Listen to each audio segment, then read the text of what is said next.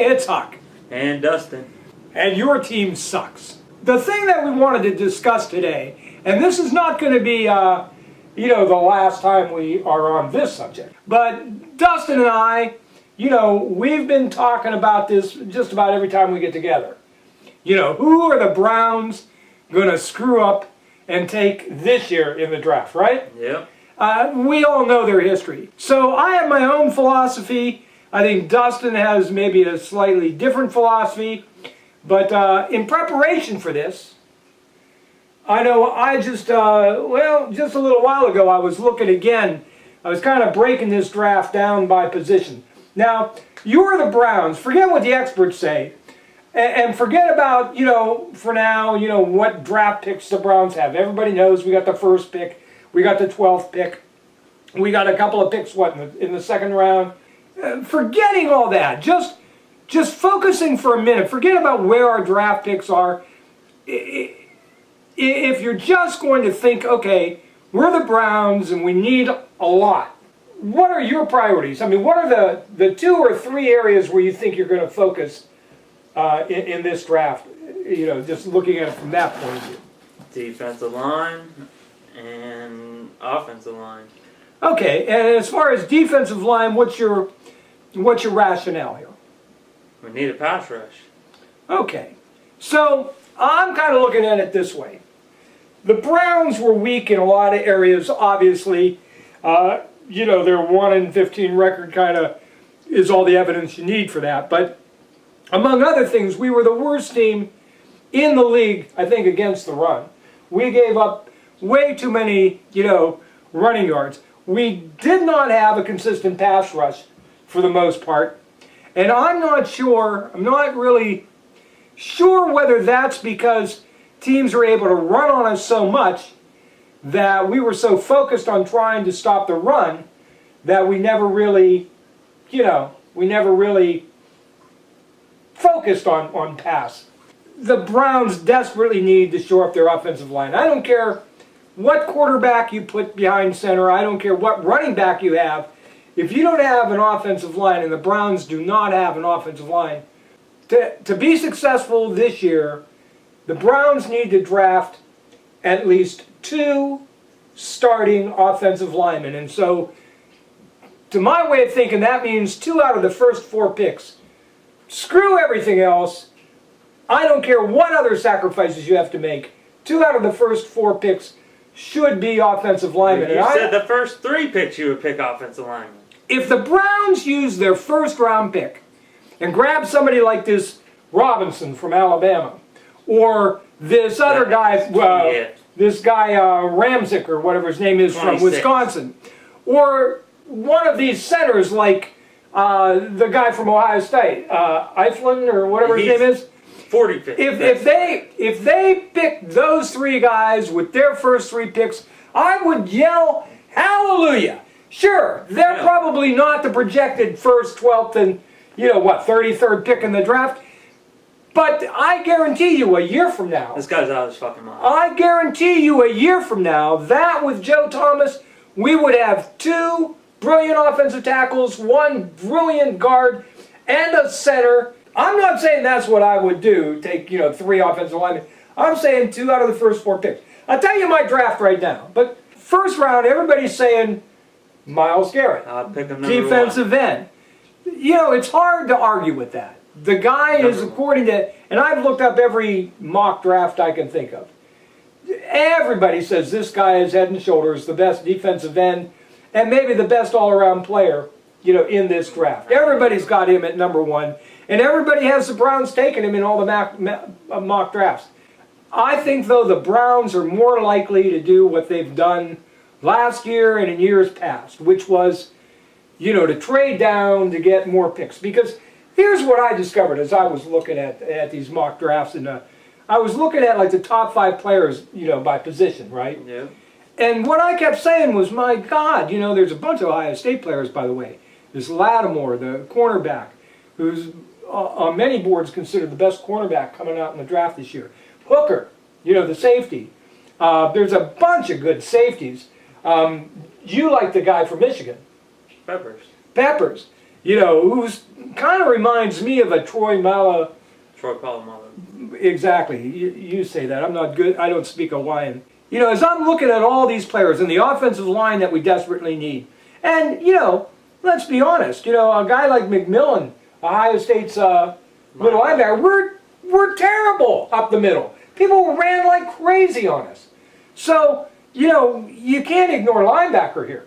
Give me Myles Garrett. So you're saying let's take Myles Garrett in the first pick. And then what do you do number 12? Number 12, I would go Hooker, Lattimore if they're there, Deshaun Watson if he's there, and if them three guys are gone, then I go after the offensive lineman, Cam Robertson. Okay, so is that the order you would look for them? Hooker, then Lattimore, then Deshaun. Now here's the thing about Deshaun Watson. A lot of people are real high on this North Carolina quarterback, this Trubisky. The knock on him is he's only got 1 year, of starting experience. He does.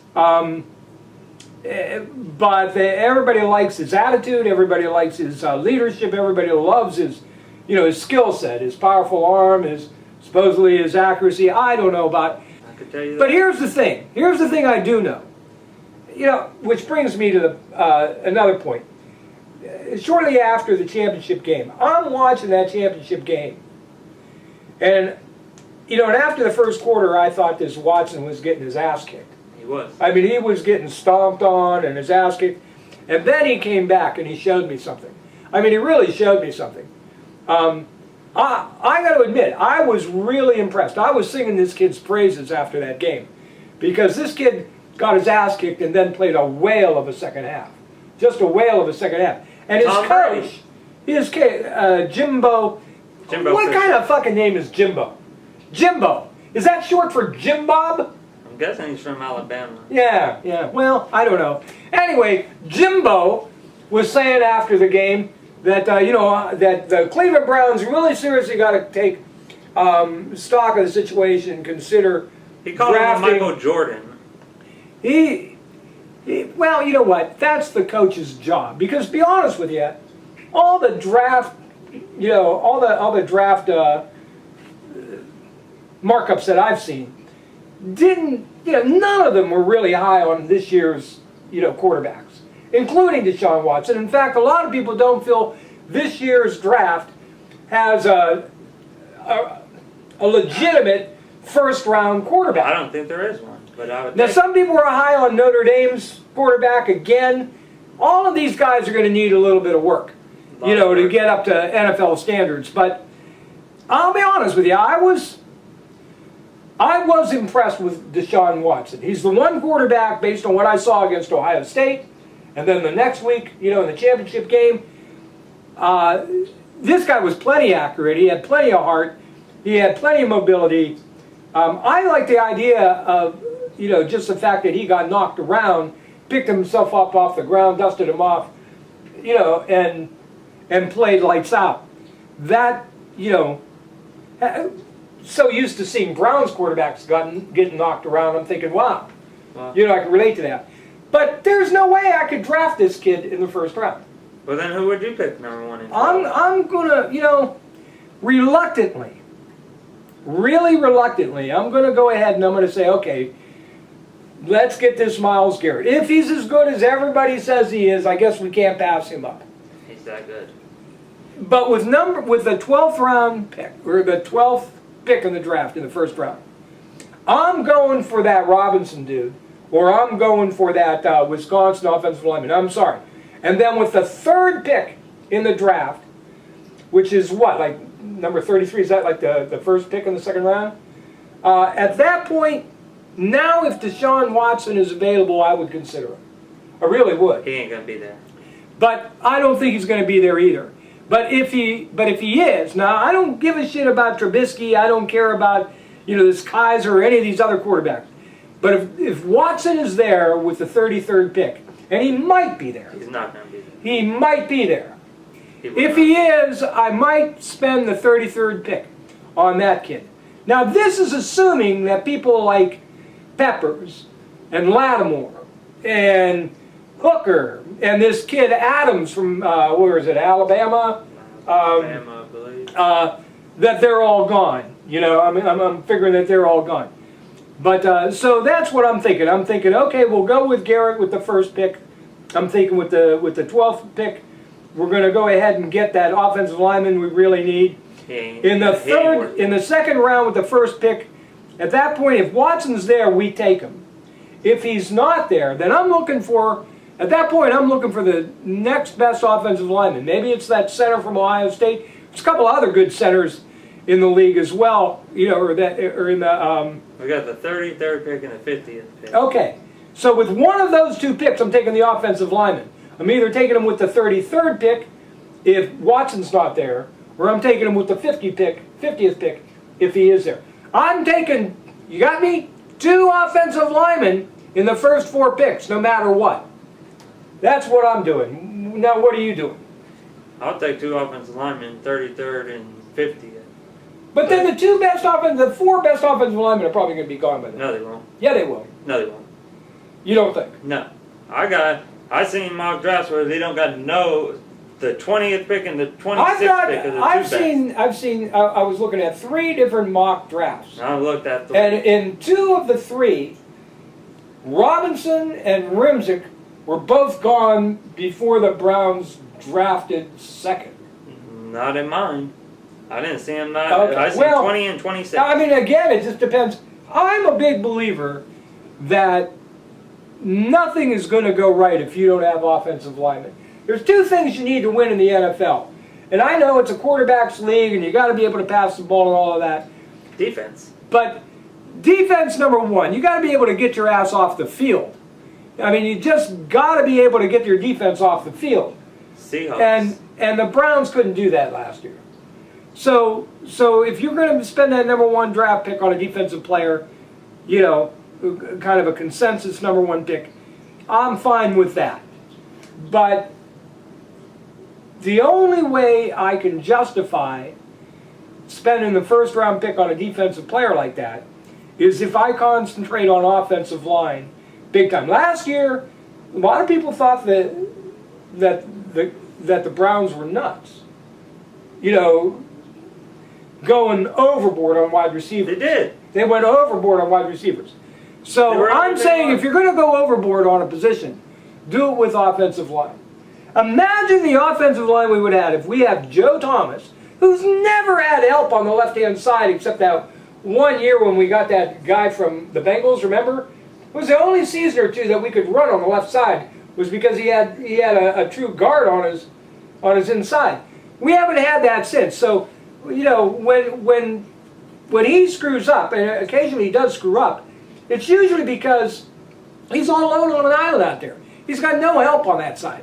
And the right side has been habitually wrong. Now we've got this Cam Irving at center. And be honest with you, I'm not high on this. He's going to get better. Well, he's sure as hell better because how many times was he put on his ass? The guy, I mean, literally got knocked on his ass. Just trying to back up the pass block, got knocked on his ass. How many times did Joe Thomas do a false start? And that's because false start in the league. And that's because he's trying to make up for the fact that he's got. Oh, but this guy, he's trying to make up for everybody else. Well, center is of all of the offensive line positions, I think center is probably the most crucial. Sure, your left tackle when you got a right-hand quarterback is your blind side, you know, safety net. But it's the center that's got to recognize what's going on. He's got to call all the plays. You know, he's got to be the one guy that, you know, thinks all this out and sees it instantly. And Irving hasn't shown that he has that ability. But more than that, he's just looked like he hasn't caught up to the NFL game yet. I mean, That was first year playing center last year. I think he will improve if the athletes around him, you know, improve. I mean, I think that's true. That's why I'm thinking if we surround him and Joe Thomas with, you know, 3 bona fide blue chip offensive line candidates, I think it's not. Yeah, He was a blue chip. Cam Irving, he was the 18th pick. I understand that, and that's why I'm saying a year from now, with a heavy investment on the offensive line, it's going to pay off big time. You're going to be able to run the ball where we never could run the ball before. You're going to be able to pass block when it's necessary. It's going to keep your offense on the field so your defense can actually get some rest. If we have wide receivers that could I just catch. think you can get an above average quarterback and win some games as long as you got a quarterback that doesn't make, goofy mistakes. Yeah, that's what you want. You want a quarterback. I mean, everybody's got their mindset on getting the next Dan Marino or John Elway. Hell, we're nowhere near that place. We're just nowhere near that place. We need a guy that can just manage games. Not make any big mistakes. I'd build a defense. You would build a defense. Well, I think you build the offensive line. I'd build defense. And if you build the offensive line, then you can control a game with your offense. You can control a game with the defense. Seahawks did it. Won a Super Bowl. Should have won 2. Yeah. If they didn't throw the ball. You can do it. Yeah, I can see that. You can do it both ways. But right now, we are so far from having either. I guess the question is, I guess my point is, this year is not really deep on defensive linemen. It's just not. But it is deep in offensive linemen. No, it's not. We're deep in safeties and cornerbacks this year, not so much on linebackers. No. So, if you want to, gear up, I have no problem with the Browns taking any of the players that we've discussed here. Whether it's one of the cornerbacks, one of the safeties. But my feeling is we need offensive linemen. If we don't get at least 2 really good, top-notch offensive linemen out of this draft, I'm going to consider it a disappointment no matter what we do. Anyway, that's our opinion. You can see we just don't agree on this. Who do you like? And more importantly, I don't know. There's been so much talk about quarterback. Now, I've been meaning to sit and watch some film on this Trubisky kid. I watched it earlier. Yeah, and he was accurate. He could throw long bombs, but he only had one wide receiver he would throw to. Yeah. This guy was open all the time. Yeah, well, that's what happens in college. So, yeah, that's what happens in college. And he can run. I will give him that. He can run. And some people, I don't know why, but some people actually think the Browns might be tempted to get Fournette. The running back, because he's considered like an Adrian Peterson type. I don't enough that you could put your, offense on his back. Pick? Huh? With what pick? Because I hope it ain't the first. No, something like the 12th.